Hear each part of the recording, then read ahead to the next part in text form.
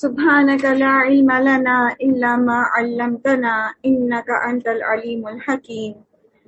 الحمد لله نحمده ونستعينه ونستغفره ونؤمن به ونتوكل عليه ونعوذ بالله من شرور أنفسنا ومن سيئات أعمالنا. من يهده الله فلا مضل له ومن يضلله فلا هادي له ونشهد أن لا إله إلا الله ونشهد أن محمدا عبده ورسوله والصلاة والسلام على محمد وعلى آله وأصحابه أجمعين وعلى من تبعهم بإحسان من الأئمة والهداة والدعاة والأتقياء والصالحين وعلى من سلك سبيلهم إلى يوم الدين. أما بعد فأعوذ بالله من الشيطان الرجيم. بسم الله الرحمن الرحيم. السلام علیکم ورحمۃ اللہ وبرکاتہ. الحمدللہ، اللہ سبحانہ و تعالیٰ کے کرم سے اور اس کی مہربانی سے آج ہم 28واں پارہ دہرائیں گے.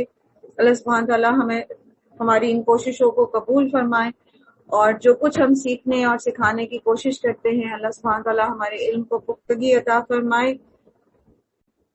آج انشاءاللہ 28ویں پارے کا آغاز کریں گے سورہ مجادلہ سے. اور ایک چیز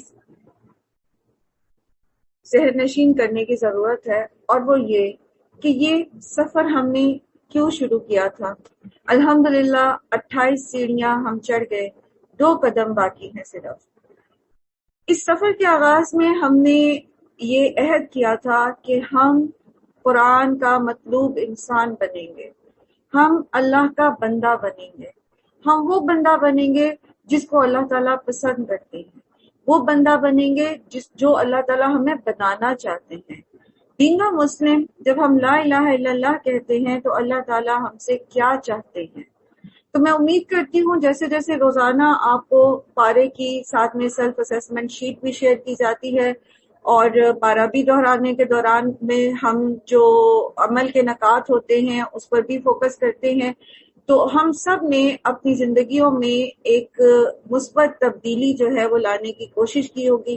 بہت ایمانداری سے ہم نے اپنی خامیوں کا جائزہ لینے کی کوشش کی، اور اگر کہیں پر ہم ابھی سستی کر بھی بیٹھے ہیں تو کوئی بات نہیں، رمضان کے دن ابھی باقی ہیں.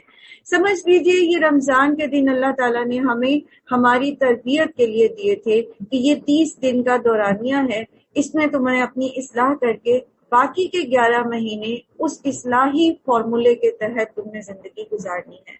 تو دوبارہ سے یاد دہانی کرانے کا مقصد یہ ہے کہ کہیں ہم اس مقصد کو نہ بھول جائیں کہ ہم قرآن کیوں سن رہے ہیں، ہم قرآن کو کیوں دہرا رہے ہیں. روزانہ ایک پارہ اس تیزی سے دہرا دینے کا مقصد صرف یہی ہے کہ ہم ان 30 دنوں کے اندر اللہ کے اس پیغام کو سمجھ سکیں جو اللہ تعالیٰ ہمیں دینا چاہتے ہیں. سورہ مجادلہ. اعوذ باللہ من الشیطان الرجیم. بسم اللہ الرحمن الرحیم. قد سمع اللہ قول التی تجادلک فی زوجها وتشتکی الی اللہ واللہ یسمع تحاورکما ان اللہ سمیع بصیر. اللہ نے سن لی اس عورت کی بات جو اپنے شوہر کے معاملے میں آپ سے تکرار کر رہی ہے اور اللہ سے فریاد کیے جاتی ہے. اللہ آپ دونوں کی گفتگو کو سن رہا ہے، وہ سب کچھ سننے اور دیکھنے والا ہے. یہ آیات نازل ہوئی جب خولہ بنت ثعلبہ جو کہ قبیلہ خزرج سے تعلق رکھتی تھیں، ان کے شوہر نے بڑھاپے کی عمر میں ان سے زہار کیا. زہار ایک عربوں میں ایک ایسا طریقہ تھا جس میں شوہر بیوی سے یہ کہہ کر اس کو اپنے اوپر حرام کر لیتا تھا کہ تمہاری پیٹھ مجھ پر میری ماں کی طرح ہے. تو یہ جملہ کہنے سے عورت گویا اپنے شوہر پر حرام ہو جاتی تھی. تو طلاق کے معاملے میں احکامات تھے، لیکن اسی طرح اعلاء کے معاملے میں احکامات تھے، لیکن زہار کے معاملے میں ابھی کوئی بھی احکامات نازل نہیں ہوئے تھے. تو حضرت خولہ بنت ثعلبہ جو ہیں وہ آئی نبی صلی اللہ علیہ وآلہ وسلم کے پاس اور ان سے شکوہ کیا اپنے شوہر کے بارے میں، اور اللہ تعالیٰ کہتے ہیں کہ اس شکوے کو اللہ تعالیٰ اپنی طرف منسوخ کرتے ہیں، وَتَشْتَكِي إِلَى اللَّهِ، اور انہوں نے اللہ کی طرف شکوہ کیا کہ اس معاملے میں اللہ تعالیٰ نے ابھی کوئی حکم نازل نہیں کیا۔ یہ بہت ہی خوبصورت آیت ہے، اس کے اندر بہت ساری باتیں ہیں جو عورتوں کو سمجھنی چاہیے۔ سب سے پہلی بات یہ کہ آپ اس عورت کی حکمت دیکھیے۔ حضرت عائشہ کہتی ہیں کہ میں ان کے پاس بیٹھی تھی، قریب ہی حجرے میں۔ آپ کو پتا ہے کہ حضرت عائشہ کے حجرے میں اگر محمد صلی اللہ علیہ وسلم بیٹھے ہیں تو اس وقت حجرے کا سائز کیسا تھا کہ حضرت عائشہ جب لیٹتی تھیں تو جب وہ لیٹ جاتی تھیں تو نبی صلی اللہ علیہ وسلم جب تہجد پڑھتے تھے تو سجدہ کرنے کے لیے سفیشینٹ جگہ نہیں ہوتی تھی، تو آپ صلی اللہ علیہ وسلم جب سجدے میں جانے لگتے تو ہاتھ سے حضرت عائشہ کے پاؤں کو پیچھے کر دیتے تو وہاں پر سجدہ کرتے۔ آپ اس حجرے کی جو ہے وہ لمبائی چوڑائی کا اندازہ لگا لیں گے کتنا ہوگا۔ ایسے گھر تھے نبی صلی اللہ علیہ وآلہ وسلم کے۔ تو وہاں پر حضرت عائشہ بھی موجود ہیں تو وہ کتنا تو دور ہوں گی، ان سے قریب ہی بیٹھی ہوں گی ظاہر ہے، لیکن وہ کہتی ہیں کہ مجھے نہیں آواز آئی کہ خولہ نے کیا بات کی ہے۔ اللہ تعالیٰ نے 7 آسمانوں کے اوپر بات سنی، مجھے آواز نہیں ہے۔ تو سب سے پہلی بات یہ کہ یہاں عورت کی حکمت بتائی گئی ہے کہ اس کو اپنے شوہر سے شکوہ تھا تو انہوں نے آ کر کوئی بین نہیں ڈالنا شروع کر دیا، کوئی گوائی دہائی نہیں مچائی، کوئی محمد صلی اللہ علیہ وسلم کے پاس آ کے اپنے شوہر پر جو غصہ تھا اس کو چیخ چیخ کے بیان نہیں کیا۔ انہیں پتا تھا کہ یہ پردے کی بات ہے، انہیں پتا تھا کہ یہ میرے گھر کا معاملہ ہے، حالانکہ وہ محمد صلی اللہ علیہ وسلم سے بات کری۔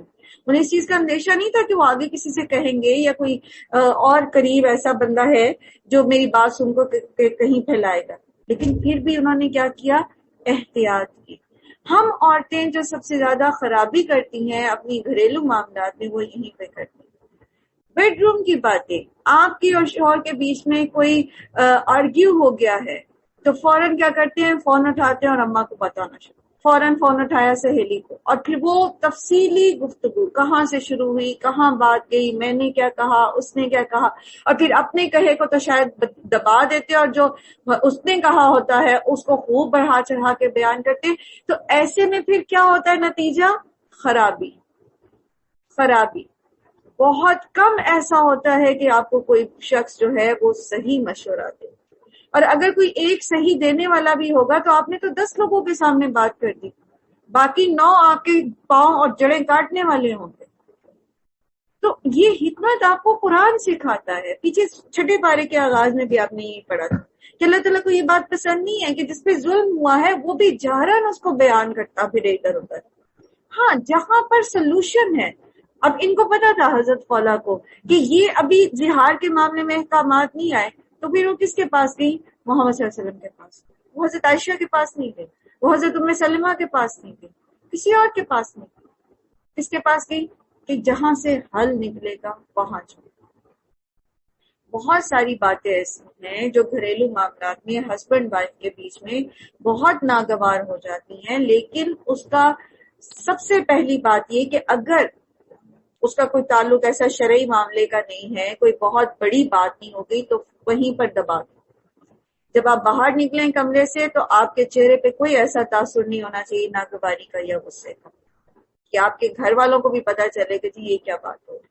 یہ اچھی بیویوں کی نشانی ہوتی ہے کہ وہ معاملات کو سلجھانے والی ہوتی ہیں، الجھانے والی اور گھریلو معاملات کے اشتہار لگانے والی نہیں ہوتی۔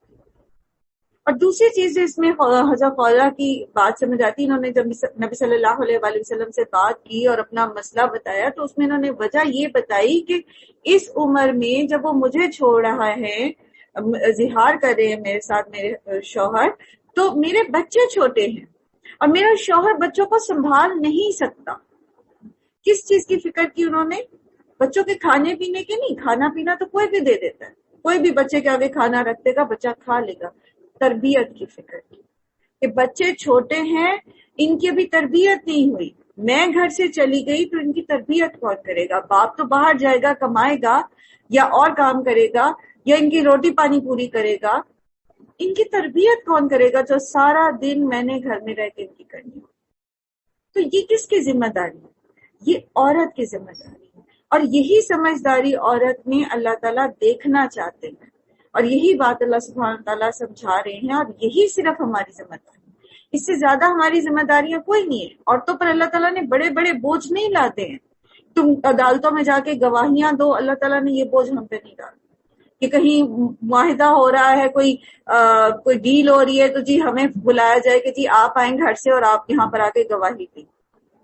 اگر کہیں کوئی مرد نہیں دو ملتے تو پھر اللہ تعالیٰ نے کہا کہ ایک اور مرد اور 2 عورتیں بلا لو، ورنہ عورتوں کو سکون سے گھر میں رہ کر اپنی یہ ذمہ داریاں پوری کرنی. اور ہمارا کیا حال ہے کہ ہم بس یہ آسان کام نہیں کرنا چاہتے، اور ہم چاہتے ہیں کہ ہم باہر سڑکوں پر خوار ہوتے پھرے اور اس کو پھر ہم اپنا حق کہتے ہیں. بہرحال یہ، اور تیسری بات اس کے اندر اس قصے میں جو ہے وہ یہ ہے کہ اللہ تعالیٰ فرماتے ہیں واللہ یسمع تحاورکما ان اللہ سمیع بصیر. اللہ تعالیٰ اپنی سمع اور اپنی بصر کے ساتھ ہر ایک کے ساتھ موجود ہے. حضرت عائشہ پاس بیٹھی ہوئی وہ بات نہیں سن سکی، اللہ تعالیٰ نے 7ویں آسمان کے اوپر وہ بات سنی. تو کہیں بھی آپ کو یہ لگے کوئی آپ کی بات نہیں سنتا، کوئی آپ کے مسئلے کو سمجھ نہیں رہا، تو اول سب سے پہلا مومن اپنا مسئلہ رکھتا کس کے سامنے؟ اللہ کے سامنے. بندوں کے سامنے رکھتا ہی نہیں. اللہ کے رسول صلی اللہ علیہ وآلہ وسلم نے فرمایا کہ جس نے اپنی مجبوری بندوں کے آگے رکھ دی اور اللہ کے سامنے نہیں رکھی تو پھر اللہ تعالیٰ اس کے اوپر اس کی مجبوری کو حاوی کر دیتے. یہ حدیث کا مفہوم ہے، ایک طویل حدیث ہے جس میں یہ بھی آتا ہے کہ اگر اس نے بندوں کے سامنے ہاتھ پھیلایا اور اللہ کے سامنے نہیں پھیلایا تو اللہ تعالیٰ اس کے اوپر محتاجی مسلط کر دے گا، پھر وہ ہمیشہ سوال ہی کرتا رہے گا، پھر وہ ہمیشہ لوگوں کے آگے ہاتھ ہی پھیلائے رکھے گا. تو بندوں کے سامنے رونا دھونا، اپنے مسئلے رکھنا ٹھیک ہے. جہاں کوئی مسئلہ ایسا قانونی آ گیا ہے، آپ کو قانونی مشاورت کی ضرورت ہے یا کوئی اور ایسا، تو اس میں تو آپ کریں مشورہ، ظاہر ہے اس کے بغیر ہوگا نہیں. اس میں بھی آپ پہلے اپنا مشورہ اپنا مسئلہ اللہ تعالیٰ کے سامنے رکھیں، کیونکہ اللہ تعالیٰ مسبب الاسباب ہے.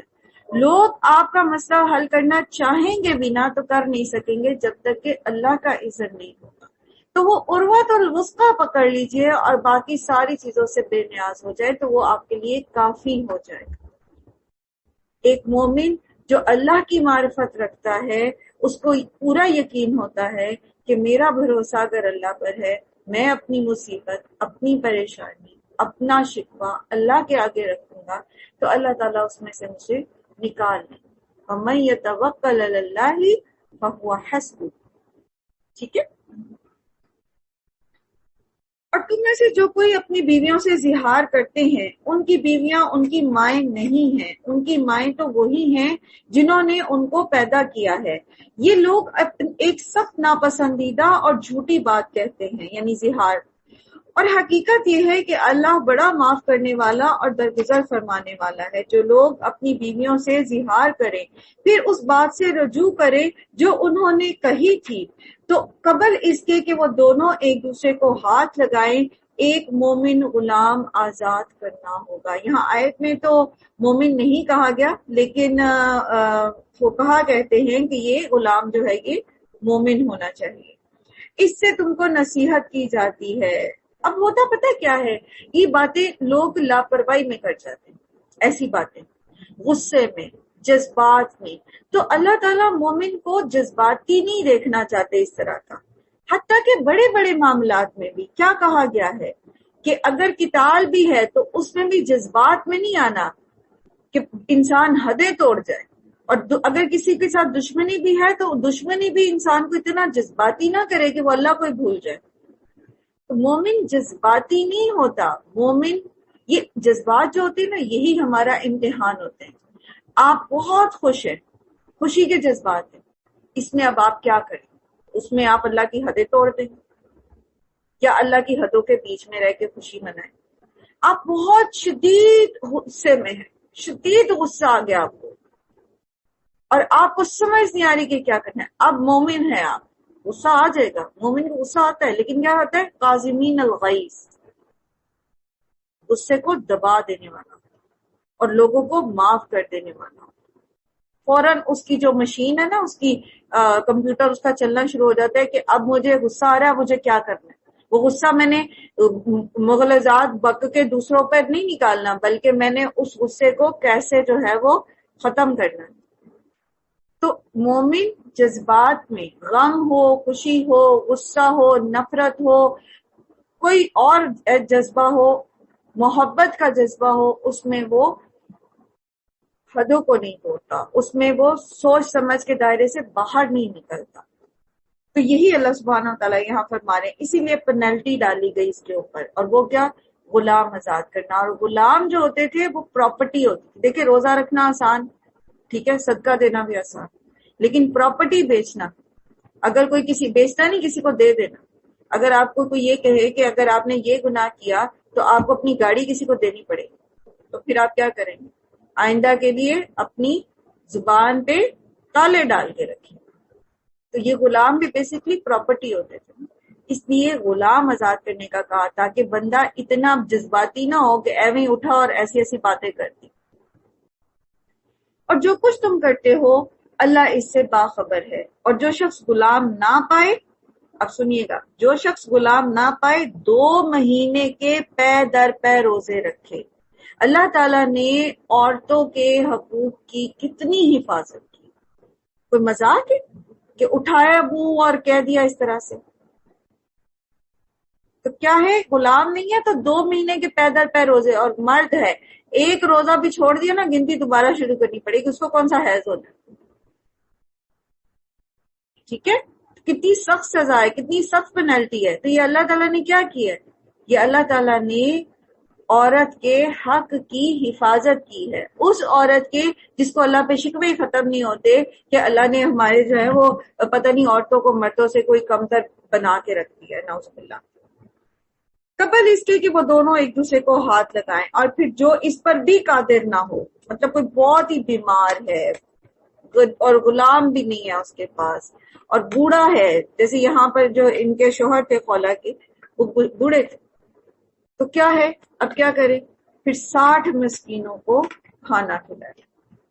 یہ حکم اس لیے دیا جا رہا ہے کہ تم اللہ اور اس کے رسول پر ایمان لاؤ، اور یہ اللہ کی مقرر کی ہوئی حدیں ہیں، اور کافروں کے لیے دردناک سزا ہے۔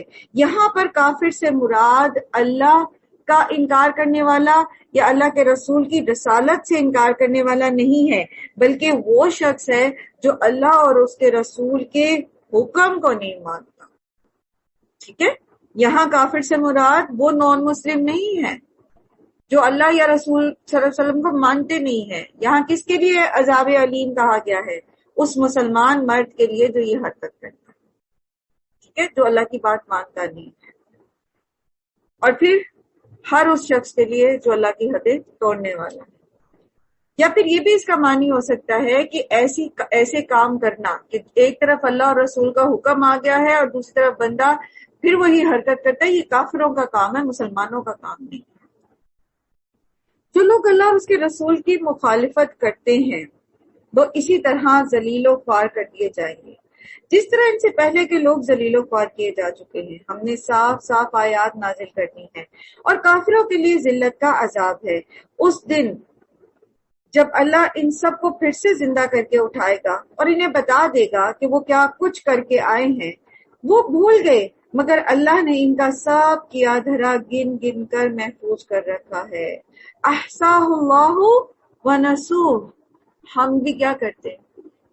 ایک کام کرتے ہیں بھول جاتے ہیں، کسی کا دل دکھایا بھول گئے، کسی سے زیادتی کی بھول گئے، کسی کا حق مارا بھول گئے، توبہ بھی کرنی یاد نہیں رہتی، کسی کے ساتھ بدتمیزی کر کے کسی کی بے عزتی کر دی، کسی کو کچھ کہہ دیا اور بھول گئے، کسی کو ایٹیٹیوڈ دکھایا اور بھول گئے۔ یاد رکھیے احصاہ اللہ، اللہ نے تو وہ لکھ لیا، ہم بھول گئے کر کے، اللہ تعالیٰ تو نہیں بھولے۔ تو قیامت کے دن تو سوال جواب ہوں گے۔ بہتر کیا ہے کہ انسان ایک کانشیسنیس کی حالت میں رکھے، ہر وقت جذبات کے دھارے میں بہتا نہ رہے، اپنے آپ کو اپنی لگامیں جذبات کے ہاتھوں میں نہ دے۔ اور اللہ ایک ایک چیز پر شاہد ہے۔ کیا تم کو خبر نہیں کہ زمین اور آسمان کی ہر چیز کا علم اللہ کو ہے؟ کبھی ایسا نہیں ہوتا کہ 3 آدمیوں میں کوئی سرگوشی ہو اور ان کے درمیان چوتھا اللہ نہ ہو، یا 5 آدمیوں میں سرگوشی ہو اور ان کے اندر چھٹا اللہ نہ ہو، خفیہ بات کرنے والے خواہش سے کم ہوں یا زیادہ، جہاں کہیں بھی ہوں وہ اللہ ان کے ساتھ ہوتا ہے، پھر قیامت کے روز وہ ان کو بتا دے گا کہ انہوں نے کیا کچھ کیا ہے، اللہ ہر چیز کا علم رکھتا ہے۔ قیامت کے دن سب کچھ سامنے آ جائے گا، ایسا ایسا کہ ہوش اٹھ جائیں گے انسان کے۔ سخت ناپسندیدہ ہے کہ انسان مجلس میں بیٹھ کر آپس میں سرگوشیاں کرے۔ آپ 3 لوگ بیٹھے ہیں تو 2 لوگ آپس میں کانوں میں ہلکے ہلکے بات نہ کریں۔ کیوں؟ اس لیے کہ اگرچہ آپ کسی تیسرے کے خلاف نہیں بھی بات کریں، لیکن شیطان اس کے دماغ میں یہی ڈالے گا کہ یہ شاید میرے متعلق کی بات، یا یہ کہ یہ مجھے پسند نہیں کرتے اور یہ آپس میں کچھ زیادہ بات کرے۔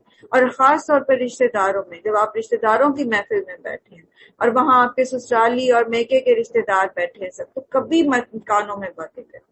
ضرورت ہی کیا ہوتی ہے کہ انسان سرگوشیاں کرے؟ کون سے ایسے معاملات ہوتے ہیں؟ تو سرگوشیاں کرنا ناپسندیدہ ہے، بہت ناپسندیدہ ہے، اور اس کے لیے آپ دیکھیں گے کہ یہاں پر باقاعدہ پینلٹی بھی ان کو ڈالی گئی۔ پھر یہ کہ کس کام میں سرگوشی کرنا جائز ہے؟ اگر آپ کوئی نیکی کا کام، پیچھے بھی آپ یہ احکامات پڑھ کے ہیں، نیکی کا کام کر رہے ہیں، خاموشی سے کسی کے بارے میں صدقہ دینے پر ابھار رہے ہیں، کسی کو کوئی اچھی بات بتا رہے ہیں، کسی کوئی غلط بات کر رہا ہے یا کوئی غلط اس سے لباس میں اس کے کوئی ایسا مسئلہ ہے، خاموشی سے جا کے اس کے پاس بتائیں کہ تمہارے دوپٹہ جو ہے وہ ادھر سے اتر رہا ہے، یا تمہارے بال کھل رہے ہیں، یا یہ ہو رہا ہے، وہ آسانی سے خاموشی سے جا کے اس کے پاس کہتے ہیں۔ لیکن اس طرح کی باتیں کرنے کے لیے کبھی بھی لمبی چوڑی سرگوشیاں نہیں کرنی پڑتی کہ انسان جو ہے اس کے بارے میں دوسرے کسی غلط فہمی کا شکار ہو۔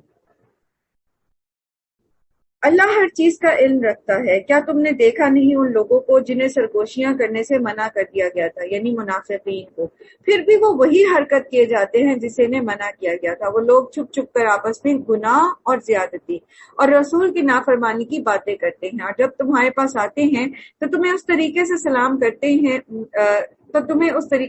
کرتے ہیں جس طرح اللہ نے تم پر سلام نہیں کیا۔ حضرت عائشہ سے روایت ہے کہ نبی صلی اللہ علیہ وآلہ وسلم کے پاس کچھ یہودی آئے تو السلام علیکم کہنے کی بجائے السلام علیکم کہا۔ السلام کا مطلب ہوتا ہے تم پر موت ہو، تو نبی صلی اللہ علیہ وآلہ وسلم نے جواب میں کہا وعلیکم، آگے کچھ نہیں کہا، یعنی تم پر بھی۔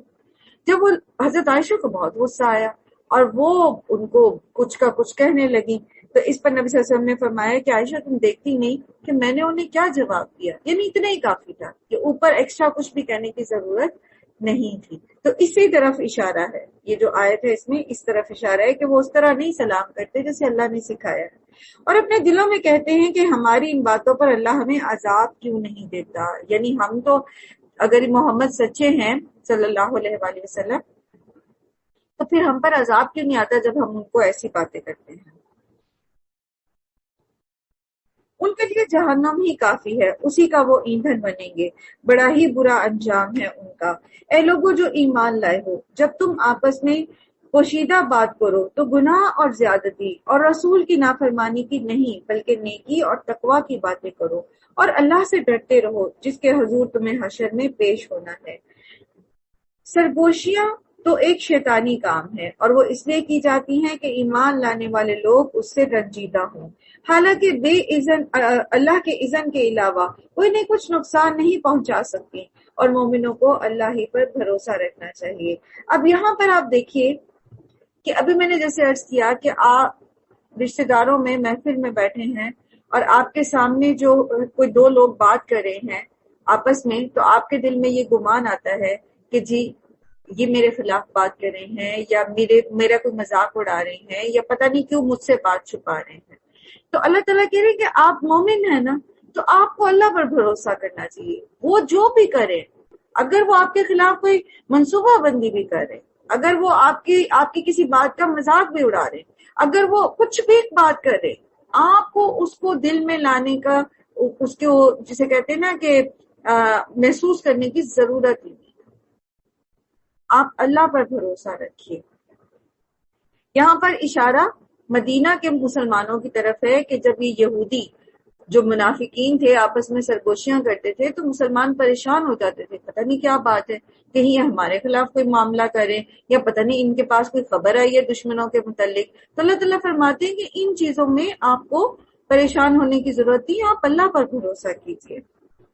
اے لوگوں جو ایمان لائے ہو، جب تم سے یہ کہا جائے کہ مجلس میں کشادگی پیدا کرو تو جگہ کشادہ کر دیا کرو، اللہ تمہیں کشادگی بخشے گا. جب تم سے کہا جائے کہ اٹھ جاؤ تو اٹھ جایا کرو. بعض اوقات کیا ہوتا ہے جب آپ کسی مجلس میں جاتے ہیں تو وہاں کچھ سیٹیں ریزرو ہوتی ہیں. جیسے جب شادی وغیرہ میں جاتے ہیں تو آگے کیا ہوتے ہیں، کچھ صوفاز لگے ہوتے ہیں، اور آپ سب کو پتا ہے کہ وہ جو مہمان آئیں گے دلہے والوں کے گھر سے یا دلہن والوں کے گھر سے ان کے بڑوں کے لیے لگائے جاتے ہیں. عموماً ایسا ہی ہوتا ہے نا. تو اگر آپ وہاں جا کے بیٹھ گئے ہیں اور آپ سے کوئی آ کے ہمبلی ریکویسٹ کرتا ہے، کہتا ہے پلیز آپ اٹھ جائیے، یہ ذرا اصل میں ان کے لیے رکھ، تو اس میں برا نہ منائیں کہ دیکھیں جی ہمیں اٹھا دیا وہاں سے، وہ ان کو کہیں اور نہیں بٹھا سکتے تھے. ہمارے یہاں ایسا ہوتا ہے، لوگ بہت برا مناتے ہیں اس چیز کے لیے، بہت زیادہ. بلکہ ایک مرتبہ میرے ساتھ ایسا ہو گیا اور میری تو جان پہ بن گئی تھی کہ میں ان سے ریکویسٹ کیسے کروں کہ آپ یہاں سے اٹھ جائیں اور کسی اور جگہ بیٹھ جائیے، کیونکہ وہ دوسرے جو آنے والے ہوتے ہیں دوسرے گھر سے وہ بھی ایکسپیکٹ کرتے ہوتے ہیں ہمارے لیے بھی پروٹوکول ہوگا. تو ایک نارم ہے، ایک پتہ ہے کہ یہ چیز جو ہے یہ ایسے ہی ہے. تو پھر اگر کوئی آپ سے ریکویسٹ کرتا ہے اور آپ کو بتاتے ہیں کہ یہ سیٹ فلاں کے لیے ریزرو ہے، یا کوئی آ کے کہتے ہیں یہ آپ کسی اور جگہ چلتے ہیں، کسی ہوٹل میں جاتے ہیں، کسی اجلاس میں جاتے ہیں، کسی میٹنگ میں جاتے ہیں اور آپ ایک سیٹ پہ بیٹھ گئے اور آپ وہاں بالکل سیٹ ہو کے بیٹھ گئے، آپ نے اپنی چیزیں بھی سیٹ کر لی، اپنا لیپ ٹاپ وغیرہ سب سیٹ کر لیا، تو اب کوئی آ کے کہتے کہ یہ سیٹ میرے لیے ریزرو تھی، تو برا نہ منائیں یا اس کو یہ نہ کہیں گے جی آپ وہاں جا کے بیٹھ جائیں. جب سیٹ ریزرو ہے، وہ چاہے بس ہے چاہے وہ کوئی اور جگہ ہے، سیٹ ریزرو ہے اس کا مطلب ہے یہ اس کا حق ہے. تو دل برا کیے بغیر کچھ منہ سے بلکہ سوری کریں اور وہاں سے اٹھ جائیں اپنا سامان لے کر. یہ کون آپ کو سکھا رہا ہے؟ یہ میں نہیں سکھا رہا، آپ کو اللہ تعالیٰ سکھا رہا ہے. اللہ تعالیٰ نے ہمیں بنایا، انہیں ہماری نفسیات کا پتہ ہے، اس سے وہ بتا رہے ہیں، چھوٹی چھوٹی باتیں ہمیں سمجھا رہے ہیں.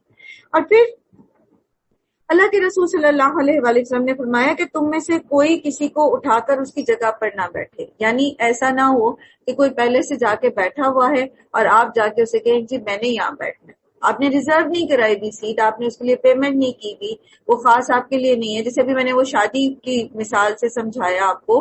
تو اب اگر کوئی بیٹھا ہوا ہے اور وہ پروٹوکول گیسٹ آ گیا ہے تو اس پروٹوکول گیسٹ کو بھی چاہیے کہ اس کو نہ اٹھائے، وہ کہیں اور بیٹھ جائے، یعنی دو طرفہ معاملہ کر لیں. اگر ہمارے معاشرے میں اسی طرح قرآن اور سنت کو اختیار کیا جائے تو پھر آپ دیکھیں کہ کہیں پر چھوٹی سے چھوٹی بدمزگی بھی جو ہے وہ بڑے فساد میں یا کسی چیز میں بدلے گی. لوگ اپنی اپنی جگہ کوشش کریں گے تو سارے معاملے جو ہیں وہ خوش اسلوبی سے طے ہو جائیں گے. پھر اسی طرح آپ صلی اللہ علیہ وسلم نے فرمایا کہ کوئی کسی کو اٹھا کر اس کی جگہ پر نہ بیٹھ جائے بلکہ وسعت پیدا کیا کرو اور دوسروں کو جگہ دو. اور پھر آپ صلی اللہ علیہ وسلم نے فرمایا انسان اپنی نشست کا زیادہ حقدار ہے، اگر وہ وہاں سے اٹھ کر چلا جائے اور پھر واپس آ کر بیٹھے تب بھی وہ اپنی نشست کا زیادہ حقدار ہے. آپ بیٹھے ہیں، لوگ بیٹھے ہیں سارے، کوئی اٹھ کے واش روم چلا گیا، کسی اور کام کے لیے چلا گیا، اب آپ جا کے اس کی جگہ پہ بیٹھ گئے، اب وہ واپس آیا اور آپ سے کہتے ہیں جی یہ میری جگہ تھی، تو آپ کہیں جی اب آپ کہیں اور بیٹھ جائیں. تو اللہ کے رسول صلی اللہ علیہ وسلم نے آپ کو بتایا ہے کہ وہ اس کی زیادہ حق، اس کو زیادہ حق ہے کہ وہ اپنی جگہ پر بیٹھے. تو آپ سوری کر کے وہاں سے اٹھ جائیں. لیکن میں نے خود بھی انہی باتوں پر لوگوں کو باقاعدہ ناراض ہوتے دیکھا، حالانکہ چھوٹی چھوٹی سی بات، اور اللہ اور اس کے رسول نے ہمیں یہ باتیں سمجھائیں کہ ایسا نہیں کرنا آپ نے. اور اللہ تعالیٰ فرماتے ہیں تم کشادگی پیدا کرو، اللہ تمہارے لیے کشادگی پیدا کرے.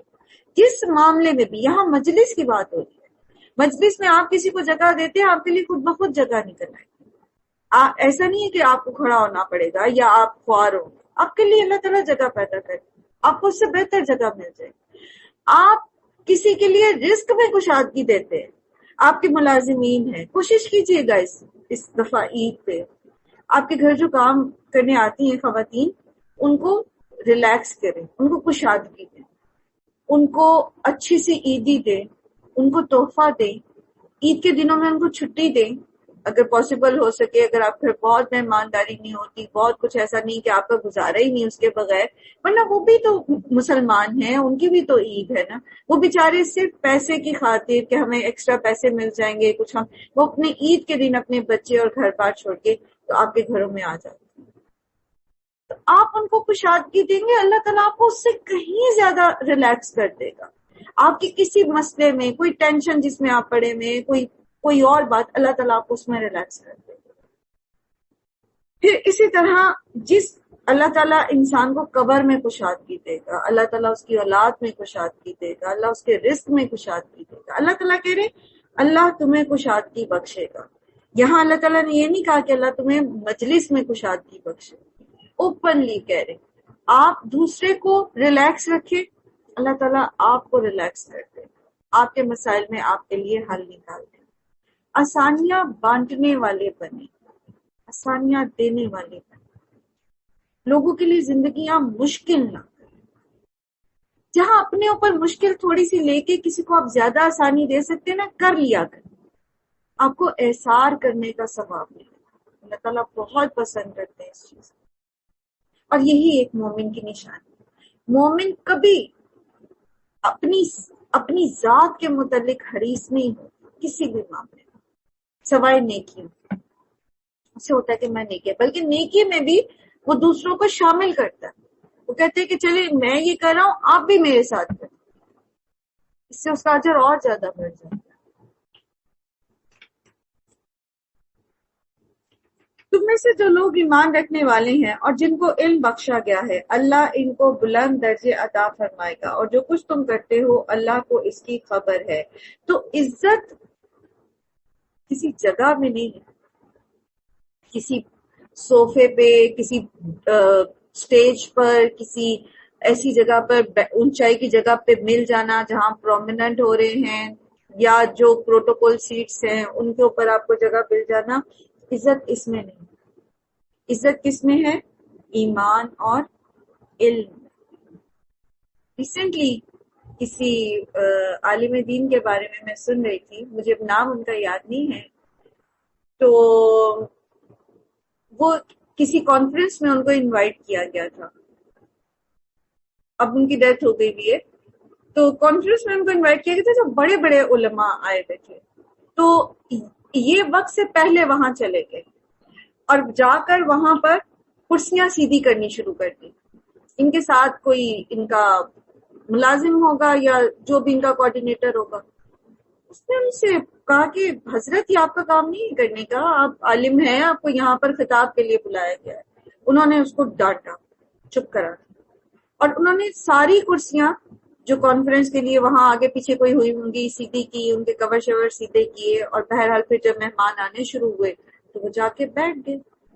کچھ نے ان کو دیکھ بھی لیا کہ ایسا کیوں ہے، مطلب ان کو یہ کون، جب وہ اسٹیج پہ آئے تو پتہ چلا وہ یہ تو وہ نہیں تھے جو ہم سمجھتے تھے کہ یا کرسیاں وغیرہ سیدھی کرنے والے تو فلاں عالم دین ہے، کیونکہ اکثر ایسا ہوتا ہے کہ آپ نے نام سنا ہوتا ہے، دیکھا ہوا نہیں ہوتا۔ بہرحال ان کا جو کوآرڈینیٹر تھا نا، اس نے ان سے پوچھا کہ آپ ایسا کیوں کرتے ہیں۔ اب ایگزیکٹ ان کے الفاظ تو مجھے یاد نہیں ہے، لیکن مفہوم مجھے یاد رہ گیا کہ انہوں نے کہا کہ میں اپنے آپ کو اپنی اوقات یاد کرانے کے لیے ایسا کروں کہ علم کا تکبر میرے اندر نہ آ جائے۔ تو جب وہ ان کی ڈیتھ ہو گئی اور لوگوں نے پھر انہوں نے کہا کہ آپ نے کسی سے یہ کہنا نہیں ہے، تو جب ان کی ڈیتھ ہو گئی تو اس کے بعد پھر ان کے جو وہ ساتھی تھے انہوں نے اس بات کا اظہار کیا کہ ان کو ایسا کیوں کر رہے تھے۔ تو عزت، اب وہ عالم دین تھے، رسپیکٹ تو ان کو ملی، ان کی عزت کم نہیں ہوئی کرسیاں سیدھی کرنے سے، بلکہ انہوں نے پریکٹیکلی اپنے آپ کو یہ ریئلائز کرایا کہ میری اوقات یہ ہے، مجھے علم جو دیا ہے وہ اللہ نے دیا، یہ جو عزت مجھے ملی ہے یہ اللہ کی طرف سے ہے، اور اس میں مجھے کسی تکبر کا حق نہیں ہے کہ میں جا کے تو وہاں ٹانگ پہ ٹانگ چڑھا کے بیٹھ جاؤں۔ اسلاف اس قدر اہتمام کرتے تھے اس چیز کا کہ سخت ناپسند کرتے تھے کہ ٹانگ کے اوپر ٹانگ رکھ کے بیٹھا جائے، اس کو وہ تکبر کی نشانی کہتے تھے۔ انسان کے اندر ایک ایٹیٹیوڈ پیدا ہو جاتا ہے۔ تو عزت اس چیز میں نہیں ہے کہ آپ کو پڑھ کے کوئی باہر استقبال کرنے آیا یا نہیں، یا کسی نے آپ کو جو ہے وہ فارملی ویلکم کیا ہے یا نہیں، یا یہ کہ آپ کے لیے کوئی بڑی کرسی رکھی گئی تھی یا نہیں۔ عزت اس چیز میں ہے جو اللہ آپ کو دے، عز من تشاء و تذل من تشاء۔ اور وہ عزت کیا ہے؟ ایمان اور علم نافع۔ جتنا علم انسان کے اندر علم نافع آتا ہے نا، اور علم کا رسوخ اس کے اندر آتا ہے، صحیح معنوں میں ان کو سمجھتے ہیں، اتنا ہی وہ ہمبل ہوتا چلا جاتا ہے، وہ ان چیزوں کی پرواہ نہیں کرتا ہے۔ اللہ ان کو بلند درجے عطا فرمائے گا، اور جو کچھ تم کرتے ہو اللہ کو اس کی خبر ہے۔ اے لوگوں جو ایمان لائے ہو، جب تم رسول صلی اللہ علیہ وآلہ وسلم سے علیحدگی میں بات کرو تو بات کرنے سے پہلے کچھ صدقہ دے دو۔ یہ آیت عمل کے اعتبار سے منسوخ ہے۔ ناسخ اور منسوخ پڑھا ہے نا آپ نے، کہ اللہ سبحانہ تعالیٰ کی کچھ آیات قرآن کریم میں موجود ہیں لیکن عمل کے اعتبار سے منسوخ ہو چکی ہیں۔ وہ زیادہ نہیں ہے۔ شاہ ولی اللہ جو ہیں انہوں نے 5 کہی ہیں، لیکن بعض نے اب اس کو 5 سے بھی اور کم کر دیا ہے۔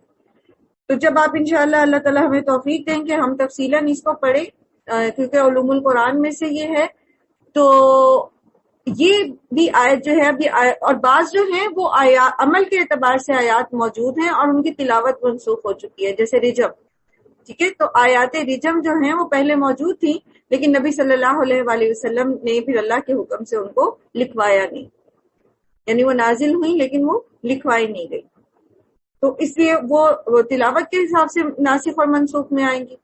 ٹھیک ہے، بہرحال یہ کچھ تھوڑی سی مشکل سی بات ہے، لیکن بہرحال جب آپ پڑھیں گے انشاءاللہ تو پھر آپ سمجھ جائیں گے اس کو۔ تو اللہ تعالیٰ نے فرمایا کہ جو کوئی تم میں سے رسول صلی اللہ علیہ وسلم سے علیحدگی میں بات کرو تو بات کرنے سے پہلے کچھ صدقہ دو، یہ تمہارے لیے بہتر اور پاکیزہ تر ہے، البتہ اگر تم صدقہ دینے کے لیے کچھ نہ پاؤ تو اللہ غفور الرحیم ہے۔ کیا تم اس بات سے ڈر گئے کہ تقریہ میں بات کرنے سے پہلے تمہیں صدقات دینے ہوں گے؟ اچھا، اگر تم ایسا نہ کرو اور اللہ نے تم کو اس سے معاف کر دیا تو نماز قائم کرو، زکوٰۃ دیتے رہو، اور اللہ اور اس کے رسول کی اطاعت کرتے رہو، تم جو کچھ کرتے ہو اللہ اس سے باخبر ہے۔ یعنی ہوتا یہ تھا کہ لوگ جو ہے نا چھوٹی چھوٹی باتیں لے کر نبی صلی اللہ علیہ وسلم کے پاس آ جاتے تھے اور پھر بہت دیر بیٹھے رہنا۔ آپ سمجھتے ہیں اس بات کو کہ بعض لوگ کتنی لمبی بات کرتے ہیں اور معاملہ کچھ بھی نہیں ہوتا، اور نبی صلی اللہ علیہ وسلم اتنے حیا والے تھے کہ وہ کسی کو بھی ٹوکتے نہیں تھے اور پوری توجہ سے اس کی بات سنتے تھے۔ تو آپ صلی اللہ علیہ وسلم کا وقت بہت قیمتی تھا، تو اس کے لیے پھر ان کو تھوڑی پینلٹی ڈالی گئی، تھوڑا ان پہ پابندی لگائی گئی کہ ہر کوئی منہ اٹھا کے محمد صلی اللہ علیہ وسلم کے پاس خام خواہ کی چیزیں لے کر باتیں لے کر نہ پہنچے اور ان کا وقت ضائع نہ کرے۔ اور پھر حضرت علی کہتے ہیں میں وہ پہلا شخص تھا جس نے صدقہ دے کے نبی صلی اللہ علیہ وسلم سے بات کی تھی، اور اس میں پھر ظاہر ہے ایک مشکل چیز تھی، تو پھر اللہ تعالیٰ نے جب تھوڑی سی ٹریننگ ہو گئی مسلمانوں کی تو پھر اس کو منسوخ کر دیا، پھر کہا کہ ٹھیک ہے تم نماز قائم کرو اور زکوٰۃ دو اور نیک اعمال کرو۔ کیا تم نے دیکھا نہیں ان لوگوں کو جنہوں نے دوست بنایا ہے ایک ایسے گروہ کو جو اللہ کا مغضوب ہے، یعنی منافقین نے گروہ یہود کو، وہ نہ تمہارے ہیں اور نہ ان کے، اور وہ جان بوجھ کر جھوٹی بات پر قسمیں کھاتے ہیں، یعنی منافقین نہ تو یہود کی طرف ہیں اور نہ مسلمانوں کی طرف، نہ مشرکین کی طرف۔ اللہ نے ان کے لیے سخت عذاب مہیا کر رکھا ہے، بڑے ہی برے کرتوت ہیں جو وہ کر رہے ہیں۔ انہوں نے اپنی قسموں کو ڈھال بنا رکھا ہے جس کی آڑ میں وہ اللہ کی راہ سے لوگوں کو روکتے ہیں، اس پر ان کے لیے ذلت کا عذاب ہے۔ اللہ سے بچانے کے لیے ان کے مال ان کے کچھ کام نہ آئیں گے اور نہ ان کی اولاد، وہ دوزخ میں جانے والے ہیں، اسی میں ہمیشہ رہیں گے۔ جس روز اللہ ان سب کو اٹھائے گا وہ اس کے سامنے بھی اسی طرح قسمیں کھانے لگیں گے جس طرح تمہارے سامنے کھاتے ہیں، اور اپنے نزدیک یہ سمجھیں گے کہ ان سے کچھ کام بن جائے گا۔ خوب جان لو وہ پرلے درجے کے جھوٹے ہیں، شیطان ان پر مسلط ہو چکا ہے اور اس نے اللہ کی یاد ان کے دل سے بھلوا دی ہے، وہ شیطان کے لوگ ہیں، شیطان کا گروہ ہے۔ خبردار، شیطان کے گروہ والے ہی خسارے میں رہنے والے ہیں۔ یقیناً ذلیل ترین مخلوقات میں سے ہیں وہ لوگ جو اللہ اور اس کے رسول کا مقابلہ کرتے ہیں۔ اللہ نے لکھ دیا کہ میں اور میرا رسول ہی غالب ہو کر رہیں گے۔ یاد رکھیے شیطان انسان پر مسلط کیوں ہوتا ہے؟ جب وہ اپنی خواہش نفس کے تحت اللہ کے ذکر کو بھلا دیتا ہے۔ ٹھیک ہے، پیچھے آپ نے پڑھا نا کہ جو شخص اللہ کے ذکر سے منہ موڑتا ہے، جو شخص اللہ کے ذکر سے غفلت برتتا ہے، اس کے اوپر شیطان مسلط کر دیا جاتا ہے۔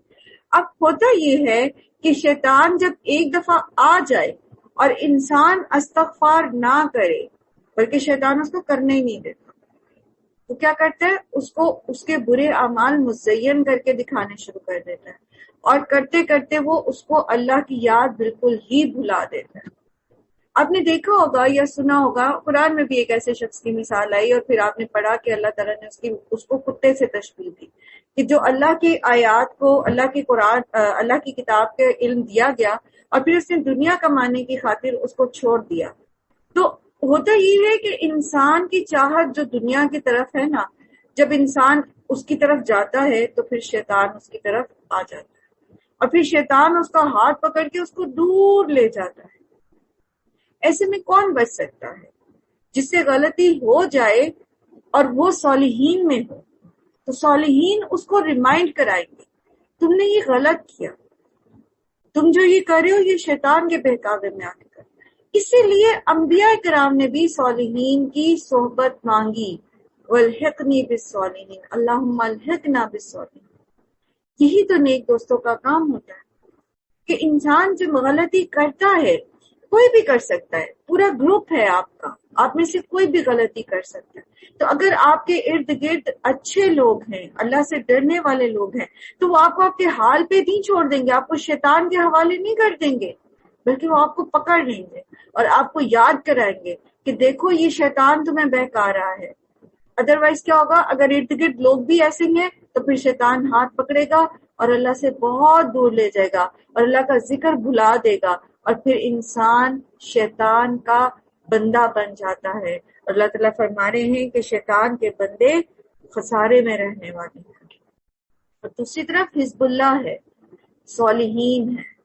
تو یاد رکھیں کہ ہمیشہ کامیابی جو الٹیمیٹ سکسیس ہے وہ صرف اللہ والوں کو ملتی ہے، جو حقیقی کامیابی۔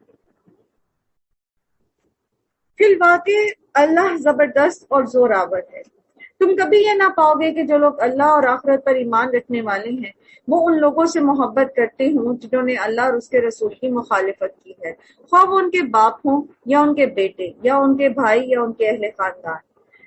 یہ وہ لوگ ہیں جن کے دلوں میں اللہ نے ایمان کو جما دیا ہے اور اپنی طرف سے ایک روح عطا کی کر کے ان کو قوت بخشی ہے، یعنی ایمان کے اوپر ثبات۔ اب آپ دیکھیں اس کا جو ثبوت ہے کہ سچے مومن جو ہیں وہ فی الواقع جو ہے ان کی محبت جو ہے وہ اللہ کے ساتھ شدید ہوتی ہے۔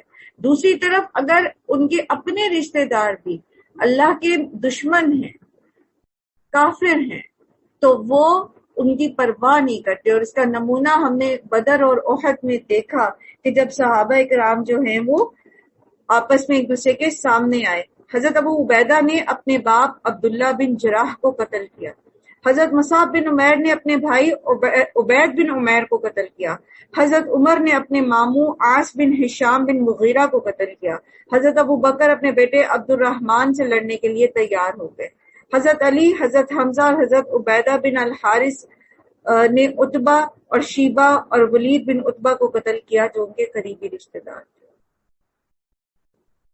تو یہ ہے آزمائش، اور یہ بہت شدید آزمائش، بہت شدید آزمائش۔ اللہ سبحانہ تعالیٰ سب کو اپنی پناہ میں رکھے کہ کسی ایسی شدید آزمائش میں آئے جہاں خون کے رشتے اللہ کے دشمن ہو جائیں اور ان کے ساتھ آپ کو مقابلہ ہے۔ وہ ان کو ایسی جنتوں میں داخل کرے گا جن کے نیچے نہریں بہتی ہوں گی، ان میں وہ ہمیشہ رہیں گے، اللہ ان سے راضی ہوا اور وہ اللہ سے راضی ہوئے، اور اللہ کا گروہ جو کامیاب ہے، یہی اللہ کا گروہ ہے، اور یاد رکھو اللہ کا گروہ ہی فلاح پانے والا ہے۔ تو اللہ کی رضا کی خاطر لوگوں کو ناراض کرنے پر یہ اعزاز ملتا ہے کہ اللہ ان سے راضی ہوتا ہے۔ لوگوں کو راضی کرنے کے لیے اللہ کو کبھی ناراض نہ کریں۔ ہم عام طور پر کیا جملہ بولتے ہیں، لوگ کیا کہیں گے، تو اس جملے کو تو اپنی ڈکشنری سے نکال دیں کہ لوگ کیا کہیں گے، کیونکہ ہمارا معاملہ، ہماری عاقبت، ہماری آخرت لوگوں کے ہاتھ میں نہیں، اور ہماری دنیا بھی لوگوں کے ہاتھ میں نہیں، ہماری عزت اور ہماری ذلت بھی لوگوں کے ہاتھ میں نہیں ہے، لوگوں کے ہاتھ میں کچھ بھی نہیں ہے، اصل تو اللہ کے ہاتھ میں ہے۔ اسے اللہ کو راضی رکھنے کی کوشش کرنی چاہیے۔ سورۃ الحشر، بسم اللہ الرحمن الرحیم۔ سبح للہ ما فی السماوات و ما فی الارض وہو العزیز الحکیم۔ تسبیح کی اہمیت ہر بارے میں آئی ہے۔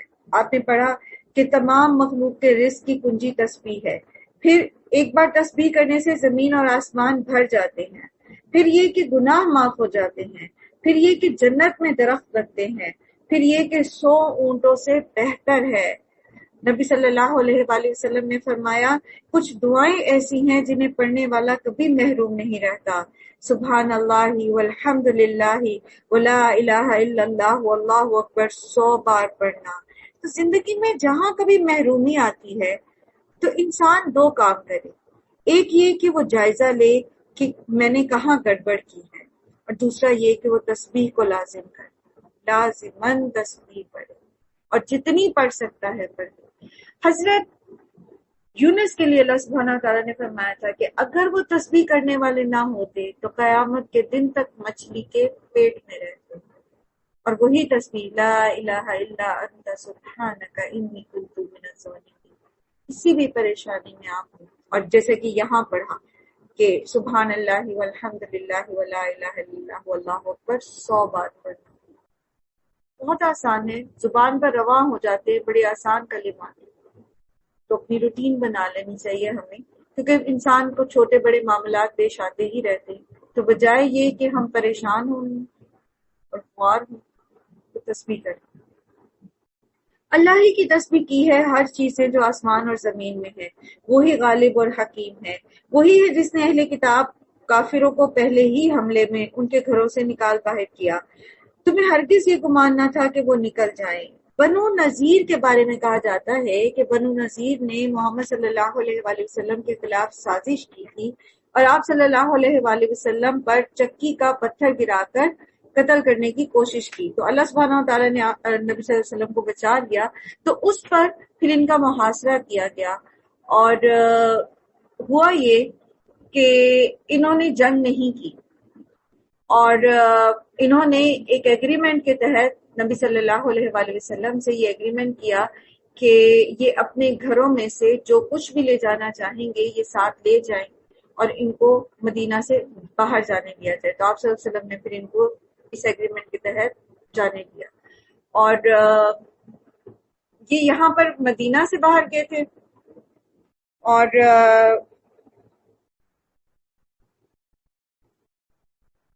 دوسرا حشر جو ان کا تھا، دوسری دفعہ جو ان کو نکالا گیا وہ حضرت عمر کے دور میں ہوا، کیونکہ یہود جو ہے یہ ہر دور میں سازشیں کرتے رہے، تو حضرت عمر نے پھر ان کو جزیرۃ العرب سے نکال دیا تھا، یہودیوں کو جو قبیلہ ان کا رہ گئے تھے نا، بنو قریظہ کے تو زیادہ تر لوگ مار دیے گئے تھے، قتل کر دیے گئے تھے، تو بنو نذیر جو ہے ان کو پھر جزیرۃ العرب سے ہی نکال دیا گیا۔ دوسرا حشر یہ ہے، اور تیسرا حشر پھر ان کا قیامت کے روز ہوگا، اس کے بارے میں بھی آپ یہاں سے پڑھیں گے۔ اور بغیر کسی جنگ کے انہوں نے جو ہے وہ اپنے گھروں کی چوکاٹیں تک اکھاڑ لی تھی ساتھ لے جانے کے لیے، جو کچھ ہی لے جا سکتے تھے، تو اس کی طرف بھی اشارہ ہوگا اس میں کہ یہ اپنے ہاتھوں سے جو ہے اپنے گھروں کو برباد کر رہے تھے، خراب کر رہے تھے۔ وہی ہے جس نے اہل کتاب کافروں کو پہلے ہی حملے میں ان کے گھروں سے نکال باہر کیا، آپ کو ہرگز یہ گمان نہ تھا کہ وہ نکل جائیں گے، اور وہ بھی یہ سمجھے بیٹھے تھے کہ ان کی گڑھیاں یعنی جو قلعے انہوں نے بنائے تھے، چھوٹے چھوٹے جو قلعے ہوتے نا ان کو گڑھی کہا جاتا ہے، ان میں وہ انہیں اللہ سے بچا لیں گی، مگر اللہ اس ایسے رخ سے ان پر آیا جدھر سے ان کو خیال بھی نہ تھا، اس نے ان کے دلوں میں رعب ڈال دیا، نتیجہ یہ ہوا کہ وہ خود اپنے ہاتھوں ہی اپنے گھروں کو برباد کر رہے تھے اور مومنوں کے ہاتھوں سے بھی برباد کروا رہے تھے، بس عبرت حاصل کرو اے دیدہ بینا رکھنے والوں۔ بات دراصل یہ ہے کہ اب ان یہ سمجھے تھے کہ یہ قلعے میں محصور ہو جائیں گے یا قلعے ان کو اللہ سے بچا لیں گے، لیکن اللہ کہاں سے ان پر آیا، ان کو گمان بھی نہیں تھا، اللہ نے ان کے دلوں میں رعب ڈال دیا، دل اللہ کے ہاتھ میں نا۔ تو عزت جو ہے، ہماری عزت جو ہے وہ کس کے ساتھ ہے، ہماری پروٹیکشن کس کے ساتھ ہے، اللہ کی دین کی حفاظت کے ساتھ۔ تو ابن عباس کی والی روایت اب آپ کو زبانی یاد ہو گئی ہوگی کہ اللہ کے رسول صلی اللہ علیہ وسلم نے حضرت عبداللہ بن عباس کو کیا کہا تھا کہ اے لڑکے تم اللہ کی حفاظت کرو، یعنی اللہ کی حدود کی حفاظت کرو، اللہ تمہاری حفاظت کرے گا۔ تم اللہ کی حدود کی حفاظت کرو، تم اللہ کو اپنے سامنے پاؤ۔ تو پروٹیکشن، عزت، سربلندی کس کے ساتھ ہے؟ اللہ کے ساتھ، اللہ کے دین کے ساتھ۔ حضرت عمر نے بھی یہی کہا تھا نا، جب وہ بیت المقدس کی چابیاں ان کو دی جانی تھی اور وہ مسافت کے بعد آئے تھے، تو صحابہ میں سے بعض نے ان سے کہا کہ آپ کپڑے بدل لیں، اور یہاں کے بادشاہ تو ایسے اور ایسے حلیے میں ہوتے ہیں۔ تو انہوں نے کیا فرمایا تھا کہ ہمیں یہ عزت دین کی وجہ سے ملی، ظاہری لباس کی وجہ سے ملی۔ اگر اللہ نے ان کے حق میں جلا وطنی نہ لکھتی ہوتی تو دنیا ہی میں انہیں عذاب دے ڈالتا، اور آخرت میں تو ان کے لیے دوزخ کا عذاب ہے۔ یہ سب کچھ اس لیے ہوا کہ انہوں نے اللہ اور اس کے رسول کا مقابلہ کیا، اور جو بھی اللہ کا مقابلہ کرے گا، اللہ اس کو سزا دینے میں بہت سخت ہے۔ تم لوگوں نے کھجوروں کے جو درخت کاٹے یا ان کو اپنی جڑوں پر کھڑا رہنے دیا، یہ سب اللہ ہی کے اذن سے تھا۔ یہ ان کے جو ڈھال بنے ہوئے تھے نا کھجور کے درخت، ان کے کلوں کی، تو وہ کٹوا دیے تھے نبی صلی اللہ علیہ وسلم نے۔ تو اس پر بہت لوگوں نے لے دے کی تھی کہ رزق والے درخت کاٹ دیے اور یہ اور وہ، تو اس پہ بات ہو رہی ہے کہ آپ نے اللہ کے اذن سے کاٹے تھے تاکہ فاسقوں کو ذلیل اور خوار کریں۔ اور جو مال اللہ نے ان کے قبضے سے نکال کر اپنے رسول کی طرف پلٹا دیے، وہ ایسے مال نہیں ہیں جن پر تم نے اپنے گھوڑے اور اونٹ دوڑائے ہوں، بلکہ اللہ اپنے رسولوں کو جس طرح چاہتا ہے تسلط عطا فرماتا ہے، اور اللہ ہر چیز پر قادر ہے۔ جو کچھ بھی اللہ ان بستیوں کے لوگوں سے اپنے رسول کی طرف پلٹا دے، وہ اللہ اور رسول اور رشتہ داروں، یتامہ اور مساکینوں اور مسافروں کے لیے ہے، تاکہ وہ تمہارے مالداروں ہی کے درمیان میں گردش نہ ہوتا رہے۔ مال فے جو ہے نا، ایک ہوتا ہے مال غنیمت جو جنگ کے بعد حاصل ہوتا ہے، اور ایک ہوتا ہے مال فے جو جنگ کے بغیر حاصل ہوتا ہے۔ اور یہاں پڑھے نا کہ انہوں نے جنگ نہیں کی تھی، محاصرہ کیا تھا صرف، تو یہ کیا ہے؟ مال فے۔ تو مال غنیمت تو پھر 4 حصے فوجیوں میں تقسیم کیے جاتے ہیں اور 1 حصہ بیت المال میں جاتا ہے، لیکن مال فے پورا کا پورا بیت المال میں چلا جاتا ہے۔ جو کچھ رسول تمہیں دیں وہ لے لو، اور جس چیز سے وہ تم کو روک دیں اس سے رک جاؤ۔ نبی صلی اللہ علیہ وآلہ وسلم نے فرمایا، جب میں تمہیں کسی چیز سے روکوں تو رک جاؤ، اور جب میں تمہیں کسی بات کا حکم دوں تو جس حد تک تم میں طاقت ہو اس پر عمل کرو۔ تو نبی صلی اللہ علیہ وآلہ وسلم کی سنت اور آپ صلی اللہ علیہ وسلم کی احادیث اتنی ہی ضروری اور قابل عمل کے لیے لازم ہے جتنی کہ اللہ سبحانہ تعالیٰ کے جو احکامات قرآن میں آئے ہیں۔ واتقوا اللہ، اللہ سے ڈرو، ان اللہ شدید العقاب، کیونکہ اللہ تعالیٰ سخت سزا دینے والا ہے۔ نیز وہ مال غریب مہاجرین کے لیے ہے جو اپنے گھروں اور جائیدادوں سے نکال دیے گئے۔ یہ لوگ اللہ کا فضل اور اس کی خوشنودی چاہتے ہیں، اور اللہ اور اس کے رسول کی حمایت پر کمر بستہ رہتے ہیں، یہی سچے لوگ ہیں۔ اور ان مہاجرین کی آمد سے پہلے ہی ایمان لا کر دار الہجرت میں مقیم تھے۔ یہ ان لوگوں سے محبت کرتے ہیں جو ہجرت کر کے ان کے پاس آئے، یعنی انصار۔ اور جو کچھ بھی ان کو دیا جائے اس کی کوئی حاجت تک یہ اپنے دلوں میں محسوس نہیں کرتے، اور اپنی ذات پر دوسروں کو ترجیح دیتے ہیں، خواہ اپنی جگہ خود مختار ہوں۔ اسے کہتے ہیں احسان۔ خود کو ضرورت ہو، خواہ اپنی جگہ خود محتاج ہوں، خود ضرورت مند ہے، لیکن پھر بھی دوسروں کو اپنی ذات پر ترجیح دیتے ہیں۔ اور اس میں آپ کو وہ انصاری کا واقعہ بھی یاد ہوگا جو خود بھوکے رہے اور اپنے بچوں کو بھوکا سلا دیا، اور وہ اللہ کے رسول صلی اللہ علیہ وسلم کے جو مہمان تھے ان کو انہوں نے وہ کھانا کھلا دیا جو ان کے پاس ایک ہی کھانا، وقت کا ایک شخص کا کھانا تھا۔ اللہ تعالیٰ کو یہ بات ان کی بہت پسند آئی اور اللہ تعالیٰ نے اس کا ذکر کیا۔ حقیقت یہ ہے کہ جو لوگ اپنے دل کی تنگی سے بچا لیے گئے وہی فلاح پانے والے ہیں۔ شح جو ہے، شح کہتے ہیں کنجوسی اور ہرس کے مجموعے کو۔ جو کچھ پاس موجود ہے اس پر انسان بخیل ہو جائے، کسی کو نہ دے، اور جو کسی اور کے پاس ہے اس کی بھی ہرس رکھے کہ مجھے یہ بھی مل جائے۔ تو اللہ تعالیٰ فرماتے ہیں وَمَن یُوقَ شُحَّ نَفْسِهِ فَأُولَٰئِکَ هُمُ الْمُفْلِحُونَ، کیونکہ جس کے دل کے اندر بخیلی ہوگی تو وہ کہاں کام کرے گا، وہ کبھی کسی کو کچھ نہیں دے سکتا، نہ اللہ کی راہ میں دے گا، نہ بندوں کے ساتھ اس کے روابط اچھے ہوں گے۔ اور شح میں تو پھر جو ہے وہ ہرس بھی آ جاتی ہے، تو اس کا مطلب کیا ہے کہ پھر وہ دوسروں سے بھی لینے کا حریص ہوگا، تو ایسے شخص کا پھر کیا مقام ہوگا؟ نبی صلی اللہ علیہ وسلم نے فرمایا ایمان اور بخل ایک دل میں اکٹھے نہیں ہو سکتے۔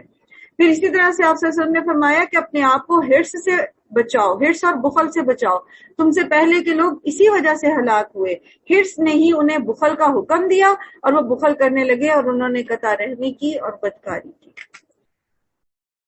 اور وہ لوگ اور ان لوگوں کے لیے بھی، یعنی اس مال کی ذکر ہو رہا ہے، مال فے کے کہ اس کے مصارف کیا ہیں، اور ان لوگوں کے لیے بھی ہے جو اگلوں کے بعد آئے ہیں، یعنی بعد میں ہجرت کر کے آئے ہیں، جو یہ کہتے ہیں کہ اے ہمارے رب ہمیں اور ہمارے ان بھائیوں کو بخش دے جو ہم سے پہلے ایمان لائے ہیں، اور ہمارے دلوں میں اہل ایمان کے لیے کوئی بغض نہ رکھ، اور اے ہمارے رب تو بڑا مہربان اور رحیم ہے۔ بات یہ ہے کہ جب بندہ کسی کے لیے پیٹھ پیچھے دعا کرتا ہے نا، تو فرشتہ اس کے لیے ویسی ہی دعا کرتا ہے۔ اور اکثر ایسا ہوتا ہے کہ جب آپ دین پڑھنا شروع کرتے ہیں تو بعض دینداروں لوگوں کے خلاف جو ہے ان کی کسی بات یا ان کی کسی معاملے کو دیکھ کر آپ کے دل میں ان کے لیے ناپسندیدگی کے جذبات آ جاتے ہیں، غل آ جاتی ہے، تو یہ دعا پڑھیں، کیونکہ ہو سکتا ہے ان کا کوئی معاملہ آپ کو برا لگ رہا ہے لیکن اللہ تعالیٰ کے پاس ان کا بہت بڑا جو ہے وہ مقام ہے۔ تو یہ دعا ضرور اپنی دعاؤں میں شامل کریں تاکہ ہمارا دل ساتھ ساتھ دھلتا رہے، ہمیں پتہ نہیں چلتا۔ جیسے ایک دن پہلے بھی میں نے عرض کیا تھا نا کہ کونے خدرے میں بعض اوقات کوئی چیز پڑی ہوتی ہے، ہمیں پتہ نہیں ہوتا صفائی کرتے ہوئے، تو یہ کونے خدروں کی صفائی بھی ضروری ہوتی ہے۔ ہمیں نہیں پتا کہ وہ ہم اپنے تئیں صحیح بات کر رہے ہیں، ہمیں لگتا ہے کہ نہیں یہ دیندار بندہ ہے، اس کو تو ایسے کرنا ہی نہیں چاہیے تھا، اور ہم اپنی ناپسندیدگی اس کے لیے دل میں رکھے بیٹھے۔ تو اس کو ساتھ ساتھ دھلتے رہنا چاہیے، کیونکہ قلب سلیم لے کے جانا ہے نا اللہ تعالیٰ کے پاس ہم نے، تو یہ دعا جو ہے اپنی دعا میں شامل کرنا۔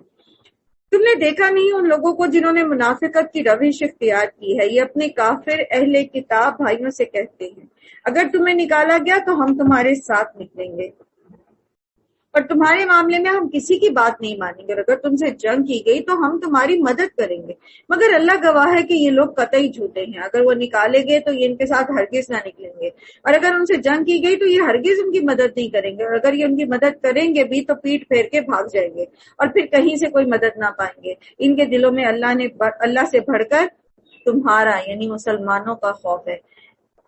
نبی صلی اللہ علیہ وآلہ وسلم نے جب بنو نذیر کو نوٹس دیا تھا نا نکل جانے کا، تو عبداللہ بن ابی اور مدینے کے دوسرے منافق لیڈروں نے ان کو یہ پیغام کہلا بھیجا تھا کہ ہم 2000 آدمیوں کے ساتھ تمہاری مدد کریں گے، تو اس پر اللہ تعالیٰ کہہ رہے ہیں کہ انہوں نے کرنی کوئی نہیں۔ منافق اصل میں بزدل ہوتا ہے نا، وہ منافقت کرتا کیوں تاکہ ادھر کے بھی فائدے اٹھائے اور ادھر سے بھی فائدے اٹھائے نہ، یہ جب جنگ ہو تو یہ ہمیں اپنا سمجھے وہ ہمیں اپنا سمجھے تو ہم بچ جائیں۔ بزدل ہوتے ہیں منافق، اور دنیا کی چاہت ان کے دل کے اندر بہت زیادہ ہوتی ہے، تو اس چاہت میں یہ دنیا قربان نہیں کرنا چاہتے، اس لیے ادھر وال تھالی کے بینگن کی طرح جدھر جھکاؤ ہوتا ہے ادھر کو لڑک کے فائدہ اٹھانا چاہتے ہیں۔ اس لیے یہ ایسے لوگ ہیں، یہ اس لیے ہے کیونکہ یہ ایسے لوگ ہیں جو سوجھ بوجھ نہیں رکھتے۔ منافقین کے لیے اللہ تعالیٰ کیا فرماتے ہیں؟ بِأَنَّهُمْ قَوْمٌ لَا يَفْقَهُونَ، اور اسی طرح بھی یہ آگے آپ پڑھیں گے کہ ذَلِكَ بِأَنَّهُمْ قَوْمٌ لَا يَعْقِلُونَ، یہ ان کو عقل نہیں ہے۔ سورہ بقرہ میں آپ نے پڑھا کہ وَهُمْ لَا يَشْعُرُونَ وَهُمْ لَا يَعْلَمُونَ، ان کو عقل نہیں ہے، ان کو شعور نہیں ہے، ان کے پاس علم نہیں ہے، اور یہ سوچ بچار نہیں کرتے، یہ غور و فکر نہیں کرتے، یہ رسوخ نہیں رکھتے علم میں، یہ بے وقوف لوگ ہوتے ہیں۔ منافق بے وقوف لوگ ہوتے ہیں، کیوں؟ کیونکہ وہ صرف دنیا دیکھتے ہیں، اور دنیا کیا ہے؟ دھوکے کا سامان۔ وہ آخرت کو قربان کر دیتے ہیں دنیا کی وجہ سے، تو پھر کیا ہوئے؟ عقل مند نہ ہوئے، بے وقوف ہوئے نا۔ اور پھر سارے لوگ جو یہ کام کرتے ہیں کہ وہ دنیا کی خاطر آخرت کا نقصان کر لیتے ہیں، تو وہ پھر کیا ہیں؟ بے وقوف ہیں، بے عقل ہیں، بے علم ہیں، بے شعور لوگ ہیں۔ یہ کبھی اکٹھے ہو کر کھلے میدان میں آپ کا مقابلہ نہیں کریں گے، لڑیں گے بھی تو قلعہ بند بستیوں میں بیٹھ کر یا دیواروں کے پیچھے چھپ کر، یہ آپس میں مخالفت میں بڑے سخت ہے۔ تم انہیں اکٹھا سمجھتے ہو مگر ان کے دل ایک دوسرے سے پھٹے ہوئے ہیں۔ ان کا یہ حال اس لیے ہے کہ یہ بے عقل لوگ ہیں۔ یہ انہی لوگوں کی مانند ہیں جو ان سے تھوڑی ہی مدت پہلے اپنے کیے کا مزہ چکھ چکے ہیں۔ کون تھے یہ لوگ جو اپنے کیے کا مزہ چکھ چکے؟ کفار قریش مکہ اور یہود کے بنو قینقاع جو غزوہ احزاب میں انہوں نے بنو کینکا نے کی تھی نا بھائی ساتھ کیا اس کو کہیں گے عہد شکنی کی قریش مکہ کے ساتھ مل کے، اور ان کے لیے دردناک عذاب ہے۔ ان کی مثال شیطان کی سی ہے کہ وہ پہلے انسان سے کہتا ہے کہ کفر کر، اور جب انسان کفر کر بیٹھتا ہے تو وہ کہتا ہے میں تجھ سے بری ذمہ ہوں، مجھے تو رب العالمین سے ڈر لگتا ہے، جیسے اس نے بدر کے میدان میں کیا تھا۔ پہلے کیا کہتا ہے جا کے ان کو سراقہ بن مالک کی شکل میں کہ لا غالب لکم اليوم من الناس وانی جار لکم، اور پھر جب میدان میں فرشتوں کو دیکھتا ہے تو کہتا ہے انی بریء منکم انی اری ما لا ترون انی اخاف اللہ، کہ میں اس چیز سے بری ہوں تم لوگوں سے، اور میں وہ دیکھتا ہوں جو تم نہیں دیکھ رہے، اور میں اللہ سے ڈرتا ہوں۔ تو شیطان تو یہی کرتا ہے، ہمیں بھی بڑے سبز باغ دکھاتا ہے، ہمیں بھی بڑی اٹریکشنز دیتا ہے، برائی کو مزین کر کے دکھاتا ہے، اور پھر جب ہم اس میں داخل ہو جاتے ہیں تو پھر ہاتھ اٹھا کے پیچھے ہو جاتے ہیں۔ میرا تو کوئی قصور نہیں ہے، جہنم میں بھی یہی کہے گا نا فَلَا تَلُومُونِ لُومُوا أَنفُسَكُمْ، مجھے نا کہو، میں نے تو صرف ایک آئیڈیا تمہیں دیا تھا، میں نے تو تمہیں ایک دعوت دی تھی، تم نے قبول کر لی، میرا تو کوئی قصور نہیں اس میں۔ شیطان انسان کا بہت بڑا دشمن ہے، اسی لیے اللہ تعالیٰ کہتے ہیں کہ شیطان تمہارا دشمن ہے، اس کو دشمن سمجھو، اسے یارانہ نہ لگا کے رکھو۔ پھر دونوں کا انجام یہ ہونا ہے کہ ہمیشہ کے لیے جہنم میں جائیں، اور ظالموں کی یہی سزا ہے۔ لوگوں جو ایمان لائے ہو، اللہ سے ڈرو، اور ہر شخص یہ دیکھے اس نے کل کے لیے کیا سامان کیا ہے۔ اللہ سے ڈرتے رہو، یقیناً اللہ تمہارے سب اعمال سے باخبر ہے جو تم کرتے ہو۔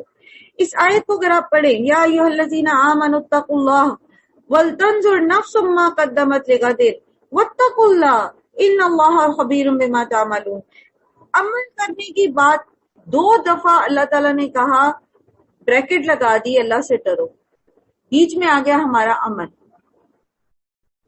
اللہ سے ڈرو، کام کرتے ہوئے ڈرو کہ تم کل کے لیے کیا بھیج رہے ہو۔ نبی صلی اللہ علیہ وسلم نے فرمایا کہ ابن آدم کے دونوں قدم اس وقت تک اپنی جگہ سے ہل نہیں سکتے جب تک کہ وہ 5 چیزوں کا جواب نہ دے۔ اس نے زندگی کہاں گزاری، کن کاموں میں لگا، جوانی کہاں برباد کی، مال کہاں سے کمایا، مال کہاں خرچ کیا، اور جو علم حاصل کیا تھا اس پر کتنا عمل کیا۔ تو وَلْتَنْظُرْ نَفْسٌ مَّا قَدَّمَتْ لِغَدٍ، کل جب نامہ اعمال کھلیں گے، جب ہمارا